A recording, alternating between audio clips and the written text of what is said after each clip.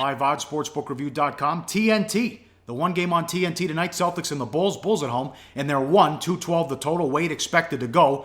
Celtics red hot, 11-1 in their last 12. Only 2.5 games behind Cleveland for the 1 seed.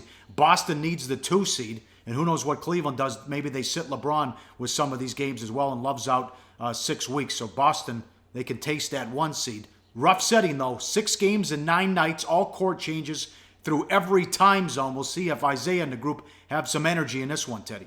Yeah, well, Isaiah certainly had energy again in the fourth quarter last night and throughout the game. A 40th straight game. Look at the tweet from ESPN Stats and Info. 40th straight game with at least 20 points, tying the great John Havlicek, the Hall of Famer, franchise record. But you look at the minutes, and again, Boston, that was a tight game with Philadelphia last night. It was tied with 5 minutes left. It was a tight game throughout. The Sixers had the lead in the fourth quarter. The Celtics finally pulled away the last 2 minutes, despite committing a season-high 24 turnovers. But you look at the minutes, much like the game we just talked about with Indiana playing major minutes. Second night of back-to-backs for Boston as well.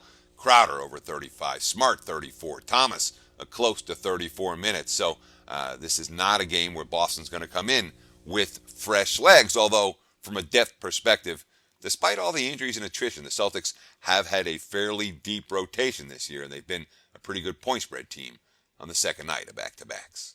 Now, let's see what the Bulls are going to do, because they announced that VP John Paxson and GM Gar Forman will keep their jobs after the season. So do they begin the rebuild? Do they shop guys? Do they look at moving Butler? They still are the 7 in the East right now. Mirotic won't play, and check the status of Wade.